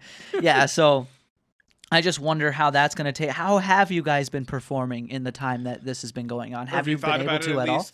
Well, I mean, I've done some gigs at the wineries and breweries. Yeah. Been doing that, but they're sporadic, and it's all outdoor stuff, and it's all weather permitting. And then the whole inside outside is okay, which is crazy. It's just, I think all these things. It's just you can have a hut outside, and you can be in there, but you can't be inside. Yeah. Isn't that weird how they make an outdoor enclosure that's an indoor thing? Except the difference between a circus tent and a building is that a building has ventilation. A circus tent. If you it's like a giant condom. And that's safe. You put grown semen in there. Oh, Jesus. And then you make them eat. Yeah. And there's no ventilation. Everyone's pregnant. Everyone's coming in here. Come on, more people. Get it going. This is safer. It's outside. Inside. Yeah, outside, inside. Yeah, that's. I mean, I kind of look at it all going, what are you doing to us? And it's like, in this last one, for performing people, it's kind of like, it's another slap in the face. And it's just like, you just stuck your head up and you're doing some Looking gigs around, and wham, just and I think a lot of people are just going to be like, I think I hate to say it, but it's like people are going to start. They are laughing at it. Yeah. They're laughing at all these rules. They're going, this is silly. I know. And it's like, well, I feel bad too for the people who then have to enforce them, because even though they're now law and all this, imagine being that officer who has to be like, hey. Yeah, and a lot of them don't. And then a lot of them may not want to do that They because don't. it's just It's like, sorry, you have to just stop doing what you do. Yeah. Because. Well, the strangest thing is I hate to get into that stuff because everything's music and cool, but it's Right. like not being out after 10 o'clock. I hate to bring that up, but it's like it. No, they talk about it on the Joe Rogan podcast all Okay, the time too. is that Like a so? lot of podcasts talk about it. I mean, it's Okay. I think it should be common knowledge. If in other words, if you don't question that, you're kind of just turning a blind eye. It's a little obvious because you should ask a question like, why? What's the difference between 9:59 and 10? 10, yeah, which is weird because people have to get out of work. Yeah. They leave with especially restaurants. Oh yeah. What little they're open or allowed to be open. It's like people are out late. They have to be. Is every officer supposed to stop them? I mean, I've come home. I did a thing in oh my gosh, it was Rhode Island a few weeks ago. I didn't get home until 12:30, 1 o'clock. Yeah. And I drove by an officer because I was one of the only people out in Palmer, and he just looked and I waved. And, And I know, like it's kind of weird. What do they say? Hey, you have to get home, and you're like, well, I am. I'm on my way. It's you're gonna stop me. I'm on my way. Like, go home. I was. I'm on my way. I'll get there. Seriously, I'll be there. I was. promise. Yeah. No, and you know what's another thing too? It only applies to authentic businesses, and I realized this because I wanted to get some food at Wendy's. It just opened up over here. Sorry. Wendy's. Yeah. No. Wendy's. Shameful. Is that a local very spot? shameful. I don't think I've ever heard of Wendy's. Are they organic? Shamefully. Home owned. Who is this Wendy? Farm fresh. What kind Farm of food fresh. is she? No, I just wanted, for whatever reason, I was really craving one of their hamburgers. And that's all I got. But Their regardless chicken of that, paste. I called them. It was past 10, right? Oh, So yeah, I it was called late to night make slots, sure. Yeah, I called to make sure, like, hey, are you guys open? And this is after they passed that whole curfew law. And they're like, yeah, we're open till 1. I'm like, even with the whole thing? They're like, yeah. So in my mind, I'm like, going there, I'm like, wait a minute, why is it that it's okay that they're open? Because like that's those deemed essential. Like there's this new they're now. But like it's if you crazy. were a restaurant, Tony Valley's restaurant, they'd be like, you gotta close. It's 10. Yeah, why are other I see things open, McDonald's and things Yeah, are open. those are open. Those are fine. I think it's because they feel it's safe. This is my assumption at least. Is It's because safer? it's drive-through. There's no whereas if it's a regular restaurant, people Yeah. have to come in and sit down. What about like takeout though? Like But- maybe just Yeah. only serve takeout after 10. Like Yeah. Like in other words, they're just not doing as much as I personally feel like they're not doing as much as they could to work with real people on this. Be like, hey, listen, all right, we need to I think make that's sure support the people are a little businesses. That's safer. the thing. It's tough. Like there's no support Yeah. for the businesses. It Yeah. seems like. But that's weird though. It's like you can drive there, but don't drive. Yeah. Yeah, but don't You drive. walk. No, you can't walk here. And Yeah, that's yeah. supposed to be after 10. Well, you can't walk because only the drive-thru's open. So I don't know. Oh, if there you- you go. yeah. So Well, figure it out. I've ordered through a drive-through. I walk up to it before. Oh yeah, I've done that. I've That's gone what up you in gotta a do. bicycle once, like way back in the day when I was in high school, and we he's a hooligan. we rode our bikes to Roaming the streets of Palmer. because I remember at one point the McDonald's was the drive-through was only open after like 10, and we were there at like midnight or something like that. So we rode our bikes up to the thing. I'm like, hello. Oh my god! Like with the bags. Yeah, I know. And we rode back home. Thank you. No, but I really do hope that that there's some window for opportunity there for anybody who's performing in all regards, or at least there's some another thing that's going to be gone after this is theaters.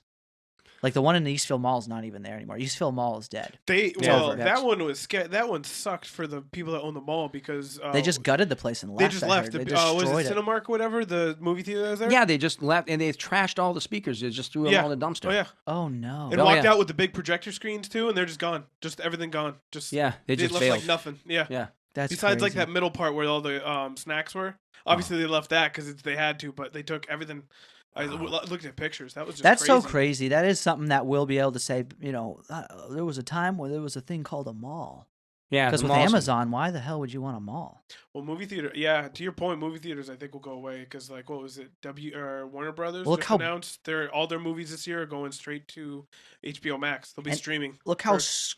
big a screen is these days. You know, the Oh average my gosh, household. yeah. You know, even when I was a kid, when we were kids, the average size of a TV screen was like 12 to 14 inches. Yeah, It I was was like lucky to the get a two. 19-inch in my own room. It was like let the alone two- having one in the living room. I remember look ha- at like, a Yeah. TV like that. I mean, it's just gigantic. And, Right. you know, it'd be like 32 inches? Oh yeah, That's huge. now it's what 72. They Oh, got these. you're living like that, huh? I got You're an living 80-inch good. at home. Yeah, you I know, know. no big deal. Now, yeah, seriously, you buy like a 55-inch. Like I have a 55-inch for $300. It's so inexpensive. 4K, bam. You know. Yeah, Now, if that's you really, weird. if you want to put money on a TV, you can get like you said, 85 inches, 90, 112 inches, whatever.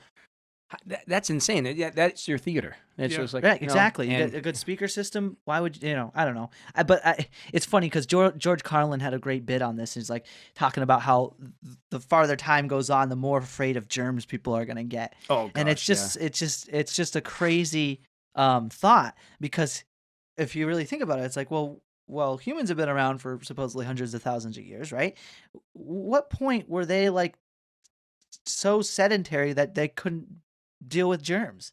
Like that's just how everything kind of grows. I mean, it's called an environment, you know. It's You're meant to get a little dirty. ecosystem. Get a little dirty. You Your know? body has so many things going on in it that if Yeah. people would be like, oh, That's why I don't shower for I know. months on end. Well, you know what? It's funny because I had this fond memory of you when you were our substitute, and you were talking to us about like health and stuff one time. oh yes, yes. And you were teaching you were sort of teaching us about like some of the in other words, strategies you use. And what are some things you do to keep good health? I mean, oh boy, you're in great shape for your age, and I'm sure a lot of people, including myself, could learn a lot from you in that regard. it's you know what works for me might not work for somebody else. It's like Exactly.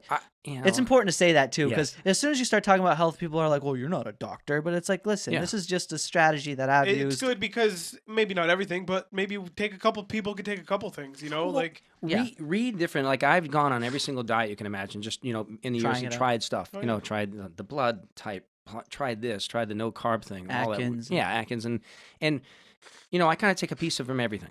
A piece from everything. And the way I do things is everything's non-GMO, and you try to non-GMO everything and organic. It's just in different things. Like I can't eat bananas and apples all day and stuff because Right. it's the carbs. It's different things.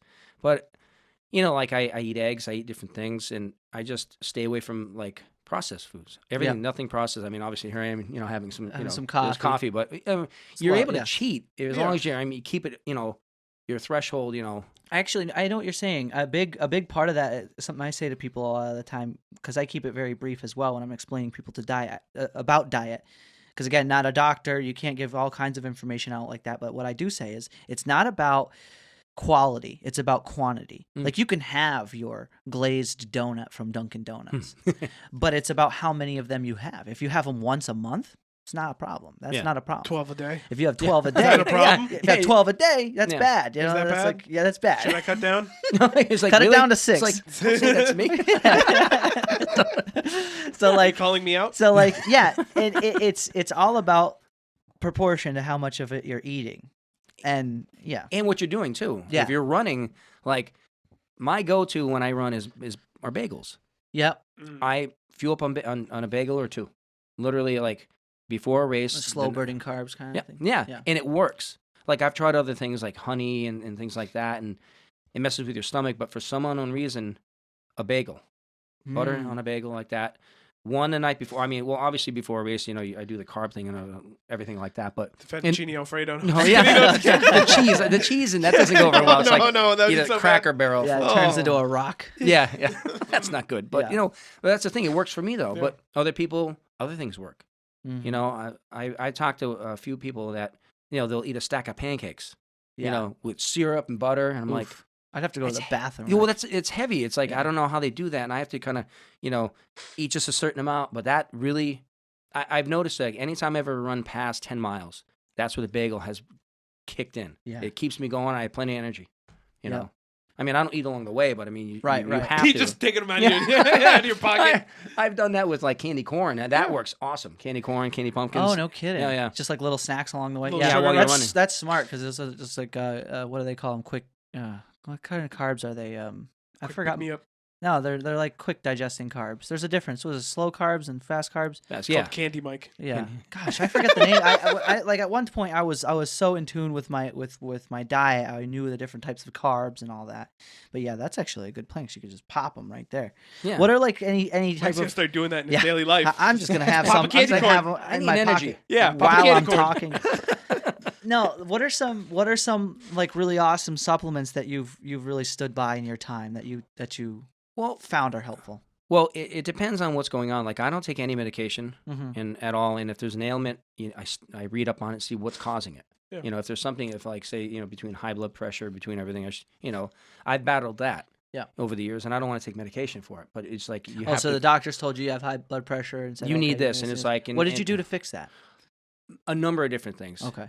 You read what causes high blood pressure. When you read on that, and I'm not a doctor, but you can read things. And what works. Right, exactly. It's so funny. I always bring this example up, but just really quick. And in my head, I'm like, why wouldn't a doctor have done that studying for you in the first place, and then delivered that information to you first before? Hey, you have high blood pressure. You need this prescription. Yeah, it's all. Yeah. and that's what it is. It's just all. It's like, well, being healthy. Yeah. We don't make money off you. Yeah. It's true. Oh, that's so sad though.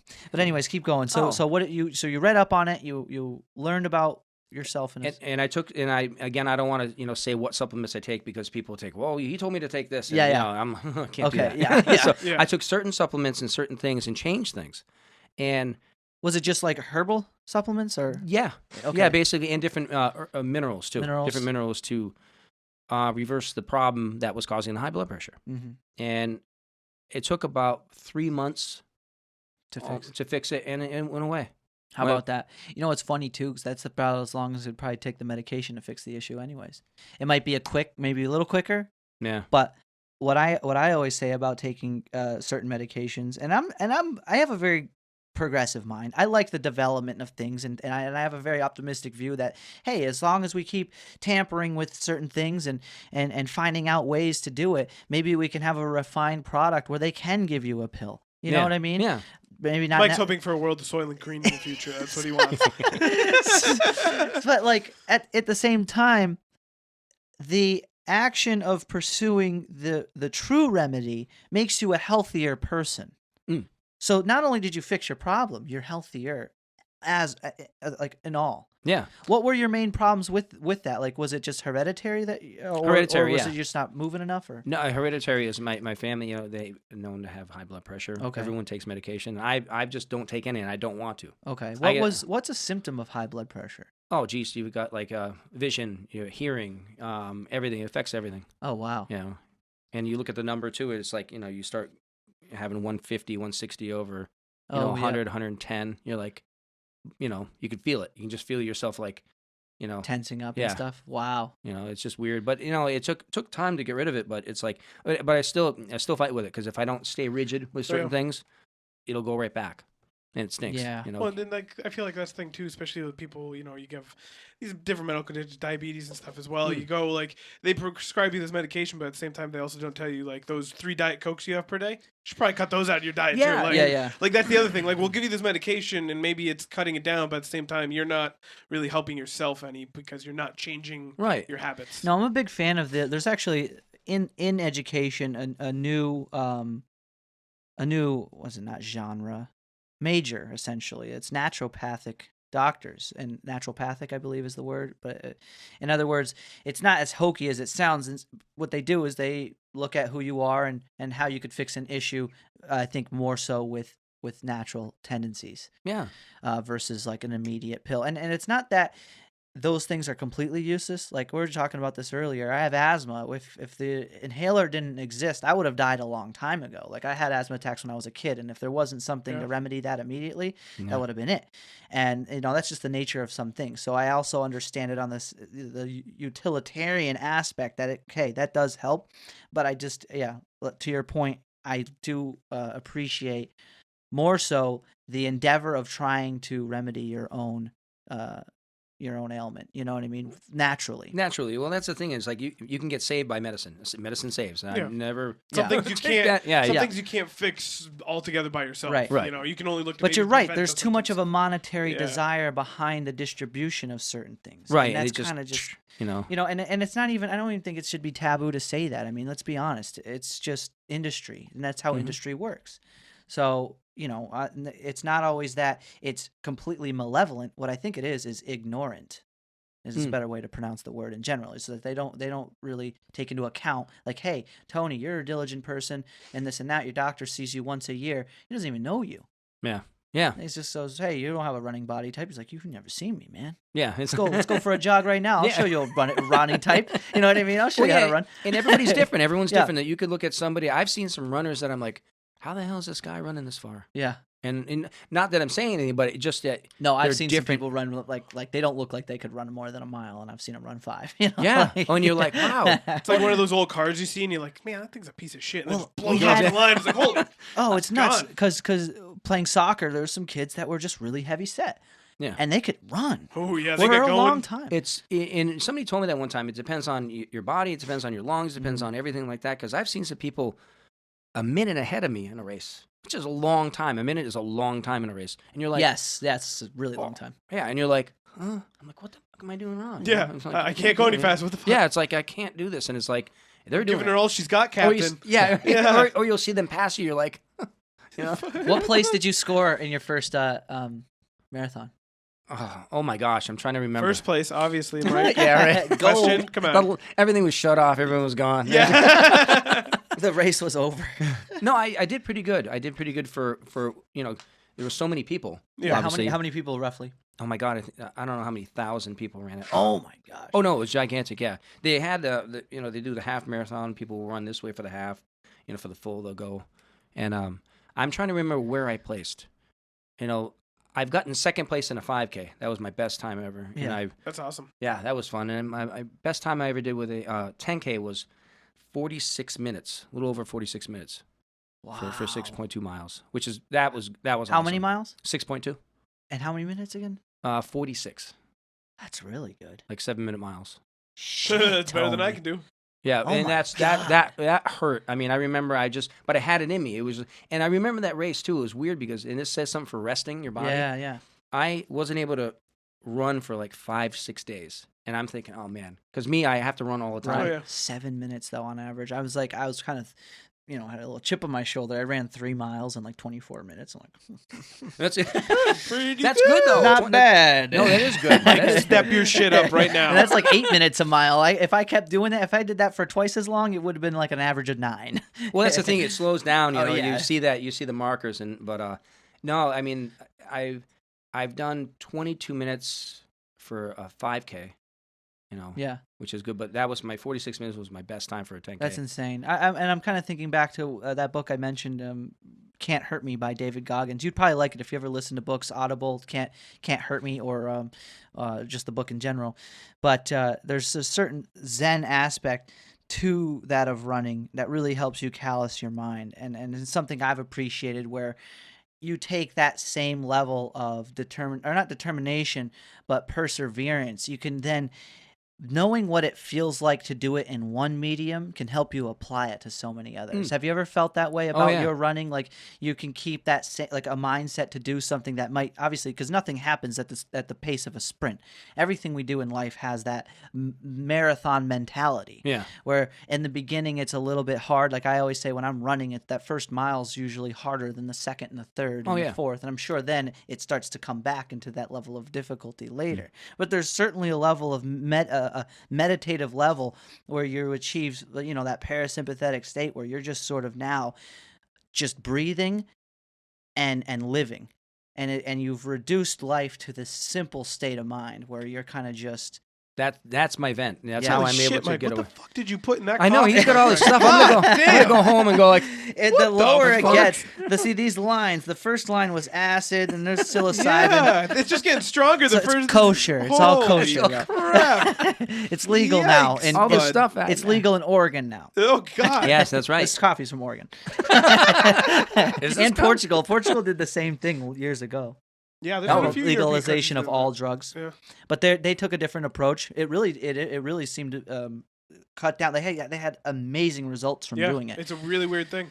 Because people were more open to like, well, that's what I said. Like, if there was a place that sold heroin, you know how much like better that would be than people going and doing it in like the shadows. Like, maybe they could go see a professional. Like, hey, listen, Tony, this is the fourth time you've been here. You know, do you want to talk to somebody about this and figure it out? You know what I mean? Yeah. Like, versus like having to deal with really shady people who are also fucked up. Yeah, they're just getting and dirty and all the stuff, and then all the guns and all the stuff. Yeah, it keeps going and keeps going. Yeah, it's like. No, I was happy to hear that. I can't believe they finally passed it in federally, right? Did they pass marijuana? They did recently. Within this week they did, I think. Yeah. Was it really? Yeah. Oh my gosh. Crazy. It's insane. It's crazy. It's taken them that long. Yeah. It helps a lot of people though. I mean, it says I have a relative that had issues with back pain and things like that. Oh yeah. Great. Well, that's somebody shared a really moving picture, and it was two of their hands were held out, and in one it had the flower, and then the other it had an assortment of pills, and that hand of assortment of pills was what they were taking to combat their psychological disorder, and the marijuana had done the exact same thing for them. So all along, and it kind of ties into like being careful of what you're eating and how processed it is. You put in these processed, pasteurized, homogenized, whatever into your body, and the same goes for all these isolated different chemical compounds that you would take for medication. Yeah, it's crazy. That's a big difference actually between Europe and America too. I've realized some people are like, oh, how do people live so long in Europe? And I think mostly it's because there's barely any. You can't find as many processed foods in their stores. I've noticed that in different places where you see, certain things aren't sold there, but they're sold here. Yeah. And I've seen some. Oh my gosh, I was at Ocean State Job Lot. Yeah. Hopefully, I'm not getting anybody in trouble, but there was like this shipment of stuff that came in, and it was for somewhere else. It was for another country, and I think it was like hot cocoa or something like that. And I there was one from here, and then one here, and the ingredients were totally different. Oh yeah. None of the junk was here but in the other one, there was no junk, not allowed. And I read things on that where other countries won't allow, it's the same product, but they'll be like, okay, we're shipping this there, but America's going to have this. Yeah, it's a lot more, it's crazy. Like, I discovered it just because, like, my girlfriend works for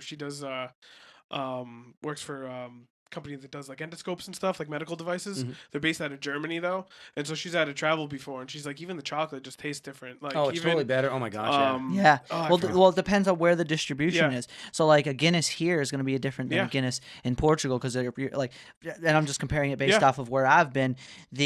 The distribution center for like Coca-Cola and all these different brewing companies are located in like the UK. Yeah. And then they just distribute them throughout Europe, where ours is different. Like Coca-Cola even tastes different over there. So I lived in Portugal for some time. They don't sell colored cereal. You got chocolate or like blend. Oh, really? Yeah. Like they don't have artificial coloring. Well, it's like Kinder and Haribo. Like it tastes like if you get it over in Germany or like Europe, it tastes different over there than it does here. Even Kinder, even though Kinder is technically a European company, it's crazy. Yeah. They have to make it. It's allowed. It's weird, very strange. Yeah, well, it's not strange. It's money. Yeah, well, exactly. It's like interesting how it works. I was comparing this with our last podcast with Forrest, and in a funny way. It's like, as much as I love certain aspects of capitalism because they are so conducive to people finding purpose, you know what I mean? You can be Tony Valley's Pizza, you know what I mean? That's a beautiful aspect. It's harder to do that in a country that doesn't support that type of economic system. But at the same time, I could have like Mike's Cereal Shack, and I'm just making my cereal sweeter and sweeter every year without any regard for people's health. Don't give up our secrets, Mike.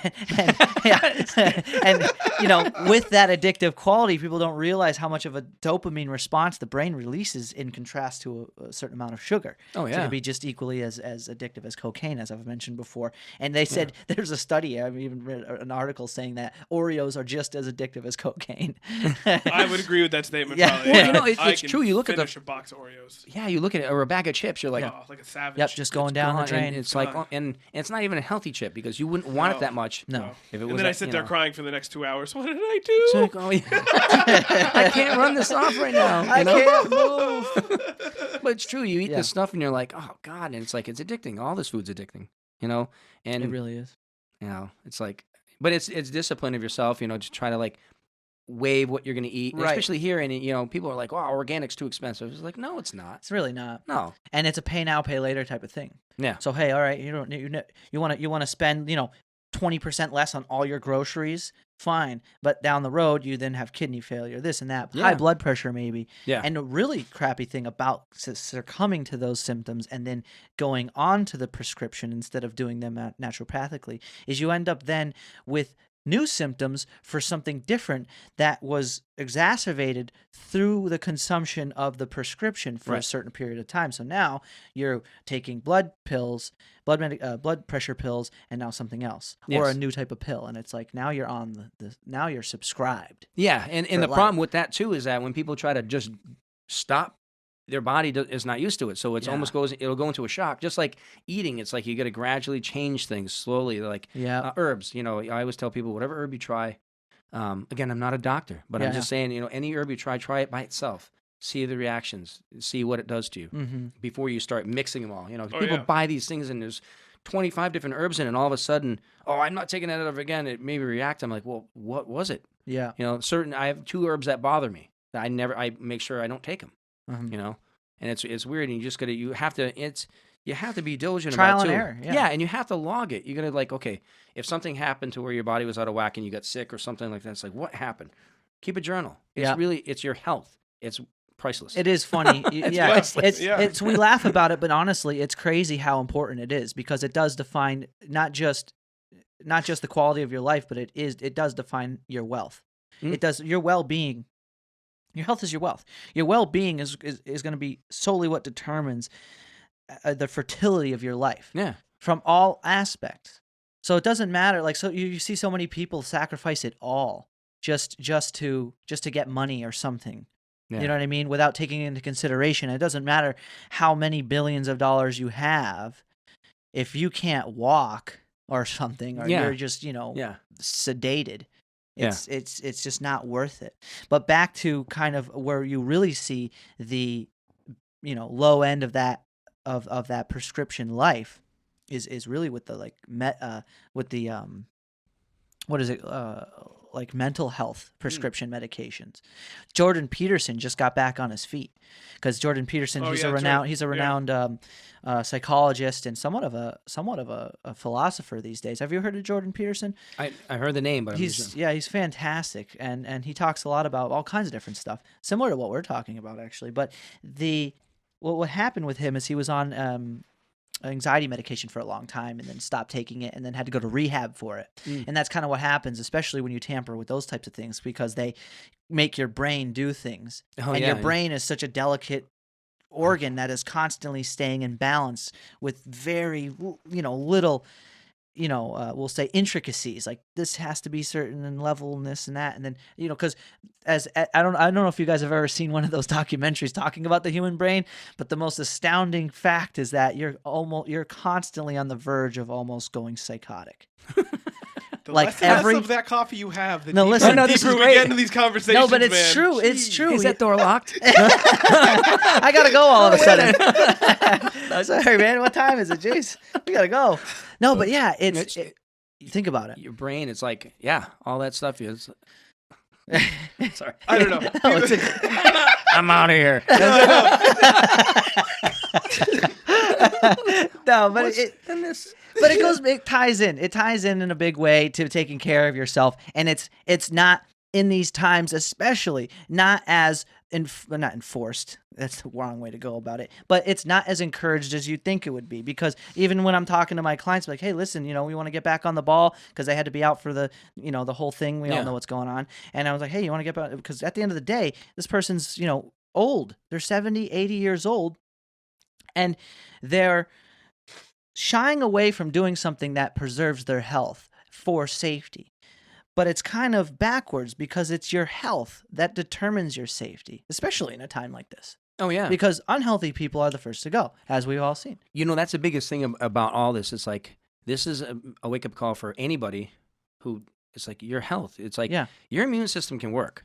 Just because you come across something doesn't mean you're going to get it. Doesn't mean this. And that's the whole biggest thing, that people are in fear of, like, oh my gosh, I'm going to get sick. It's like, wait a minute. People have been getting sick for a long time. The flu doesn't disappear every year. Yeah. I mean, it's there. It's still there. It's still there. It's always going to be the common cold, the bug, anything people get. Yeah. It's there all the time. It's like it's your job to have your body strong enough to defend itself. Right. And it can. Your body can do that. And emphasize, it's not like we're saying don't be people just careful. Don't focus on their health enough. Right. Yeah. It's not saying don't be careful. It's that you should have never at any point in your life not have had some level of caution for those things, Right. for yourself and others. And it's just sort of a constant. We've all had, understood that. Well, even seeing people, and I'm sure you're around everybody. Yeah. If somebody's sick, you're going to be like, Okay, dude, go home. yeah, go home. Or you're like, Cough on my face, please. Yeah. Yeah. Or, Spray I've been on social me. distance before it was a thing. Yeah. Before it was Yeah. cool. It's like before I it was stayed away cool. from it. It's like now it's cool. Now it's but washing your hands. Yeah. I did that before. Yeah. They're clean. Isn't that funny though? There Still is don't do that. No, there yes. is there's still sort of a narrative that's sort of pushed on the people like they're 5 years old. Like, Yeah. wash your hands. Why aren't you washing your hands? It's like, who said I wasn't washing my hands? It's like, Yeah, I've been licking doorknobs my whole life, and now I can't. This has been a rough year. Now I can't do it no Yeah. more. escalator. Yeah. Hey, a lot of hands on that one. That's a good one. Yeah, I know that. God. I was Like telling before. money. I was making a joke to my friends on Xbox. I forget if you were in the party or something, but I was like, before all this, I was sliding across the grocery store with my tongue. Now it's just no one likes that. So whatever. it's true. He's It's not like, doing that no more. ugh. But Yeah. yeah, no, it's definitely a different world to navigate. But the good news is that yourself and many others, and myself, we're aware of that. Yeah. And keeping on top of it is sort of one of the best things you can do for yourself and others. Because if Yeah. you really think about it, if you want to go selfless about it, your health is going to be what determines, in a lot of ways, the collective health of those who are around you. Because if you're constantly ill, the odds of other people becoming Yeah. ill increase as well. Well, that's especially in my business, is like I'm around people. Yeah. Constantly. You're around. Yep. We're all around people here, right? I mean, Exactly. and I don't want to bring sickness to anybody, or I don't want to, if I'm ill or something like that, Right. I'm not there. Right, But you go. yeah. It's one thing I do hope that does stick after this, and I really, obviously nobody should be a fan of the mask thing. You know what I mean? It's good for the cautionary and protective purpose of it now, fine. But my point is, in Japan, when you are sick, it's accustomed to wear a mask. Yeah. When you're sick. And that was before. Yeah, even in the way I've before. been pretty close to the medical industry. That's what people do in my environment, anyways. It's like Yeah. if you were sick or had a cold, you just wear a mask. I've seen it before. I've asked about it a couple times, and I realized, that's actually a good idea. You know what I mean? And Or that's just looking out for your fellow man, Yeah, like your fellow right. person. Like that's kind of what it's about. You got to think about that. Yeah, especially if you're really sick, don't go out. But if you have Yeah, to go out, exactly. and don't touch everything. I mean, anytime. I mean, I've been, pulling my sleeve down to go into a door all Yeah. my life. I've done that just because people were dirty. Yeah, I know. So you think about the luxury of an automatic door. You're like, Oh, yes. you're like, yeah. We're going like this, jacket. And it's like, oh. All right. I just bathe in hand sanitizer, like the episode of Always Sunny. Yeah, just fill a tub with it. This is my clean tub. Was that episode he just shaved himself and just bathed? There in was the- this scary. There's this. I don't know how real it was. This guy was explaining like that 99.9% clean rate thing, and he was saying that 1% that stays just gets stronger. That 0.001% because it doesn't die, and it has to then genetically mutate to withstand. So if you're somebody who wipes surfaces down a lot, ladies and gentlemen, you're gonna be cultivating a new Howie Mandel, biome. this is for you. A new biome of bacteria from that, supposedly. I'm not a doctor either, nor am I a pathologist, but that's something to look Wait, into. Since when? If you use bleach, though, you're good. Bleach will kill kill everything. Okay, It kills wha- everything. Rinse Yeah, with bleach. I take a shot Don't of bleach every night before bed. Cleans the body out. Yeah. Makes the body good. Well, Oh. here we're almost at 2 hours. Let's wrap Holy this mackerel. up. Wow. I know, right? That was Times awesome. when you're having fun. Time This is- flies when yeah. you're having fun. I can't thank you enough for coming I'll be on, stuck in Tony. the Oh, studio I can't with thank you Mike. enough for having me. Yeah, This is great. This is we have to awesome. do this again, and I Fuck look yeah. forward to hearing about you getting back on the road and doing and performing. And I'm glad to hear that you have been performing in respect with and it's just is it going to be just Tony Valley? What's your new album or not? It'll be Tony Valley. It'll be Yeah. under Tony Valley, and Amanda Meli will be hers. Yeah. And, we collaborate on a lot of different things, but these are singles for each one of us. Cool. So, Nice. going out. And you have links that connect to all this stuff? Yes, I do. So And I'll it'll be make on, sure, like, Spotify and yeah. all that stuff Yep. too. ladies and Nice, gentlemen, nice. it will all be below. So if you want one thing to tell the world, what would it be, Tony? Enjoy yourself, because your happiness is the most important thing. Yes, I like that. I like All right. it. Oh, it's, Let's it's the go. coffee. It's It's, the coffee. It's coming over Yeah, here. I put some of mine in yours too. So When you you weren't should paying be attention. you should be feeling it. You should be feeling it too. All right, guys. Thank you so much for listening. Have a great day. So-